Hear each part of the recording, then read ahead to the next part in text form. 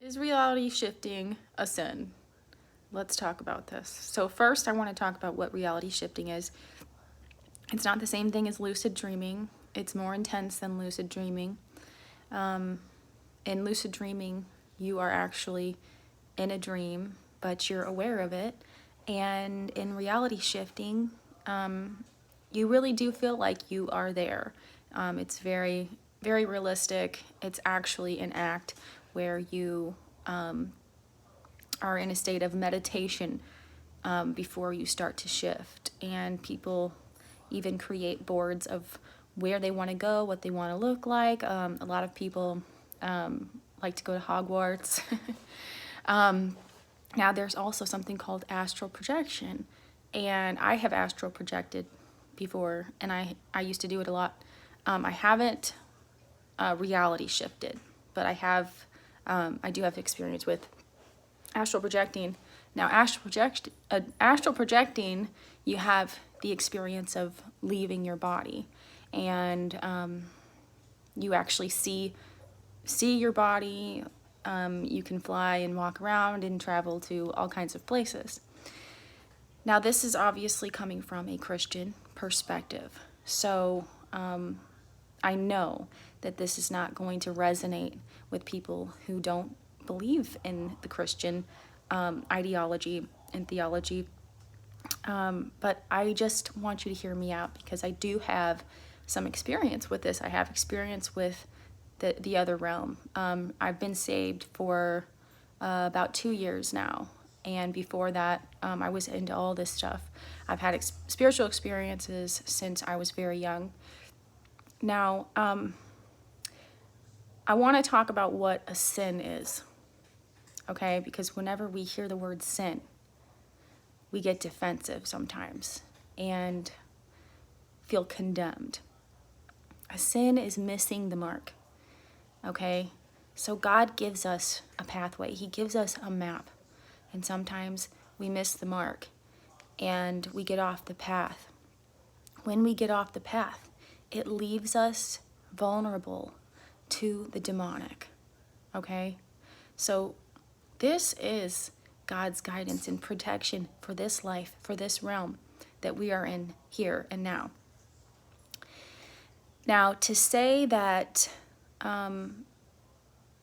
astral projection and reality shifting in and of itself, actually having that experience, I can't say that that's a sin because there are some instances where people have had the experience without even trying to, okay? Same thing with lucid dreaming.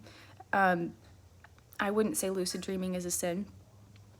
Now, the part of this that is dangerous is seeking this world out, seeking out the spiritual realm. The reason why this is dangerous is because it opens up the door to the demonic. Now, you may not be having scary experiences yet, or maybe you won't, but I promise you that as you continue this, as you open the door for the demonic, it does start to infiltrate your life, and it might not be right away. But the more that we give control to the demonic, to anything outside of God, and that we try to play God, it builds a wall where God, He no longer has full reign over your life, because you're giving control and opening the door to these other entities, okay? This is also why this is a tactic of the devil, trying to get us to leave this reality. He's not going to tempt us with things that clearly look wrong and evil and terrible. He's going to attract us with things that really draw us in and seem innocent. We live in this reality right now. We were put here for a divine purpose.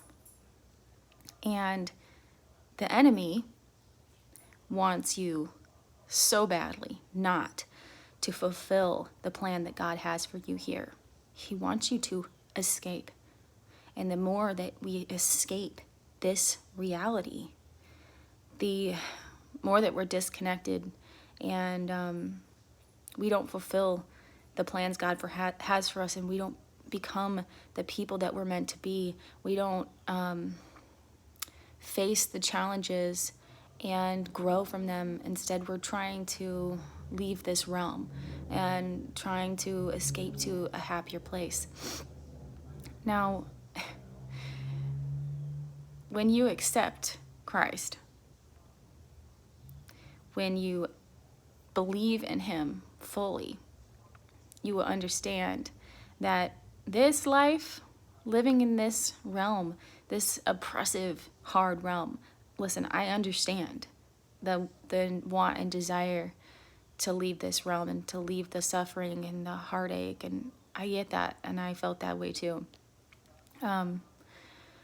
But this life is very short, and you will understand that. And a lot of people do understand that. You don't even have to be Christian to understand that.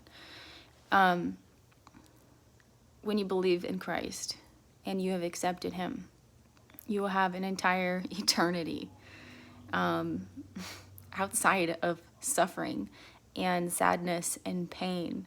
And when you get to that point, you really, really will have wanted to have grown and learned from this realm where we experience things like pain and sadness and loss and suffering, because this is the only time we will experience that if you accept Christ.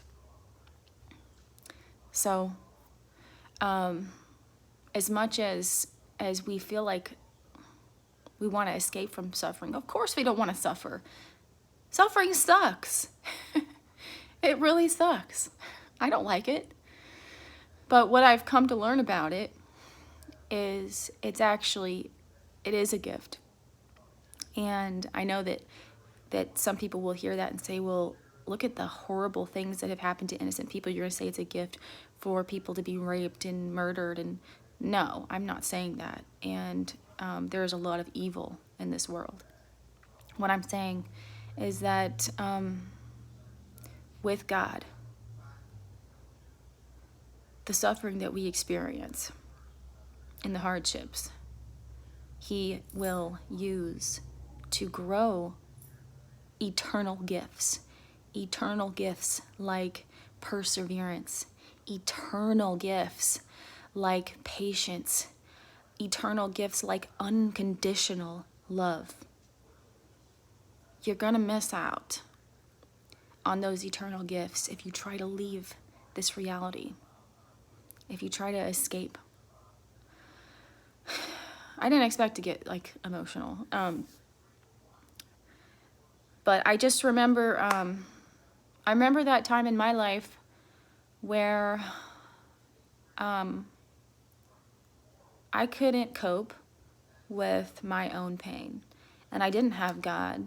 I didn't truly know Him, and I was trying to figure out all of these spiritual experiences that I had and why I was having these, and I was drawn to that. I was drawn to that world way more than this one, and it makes sense.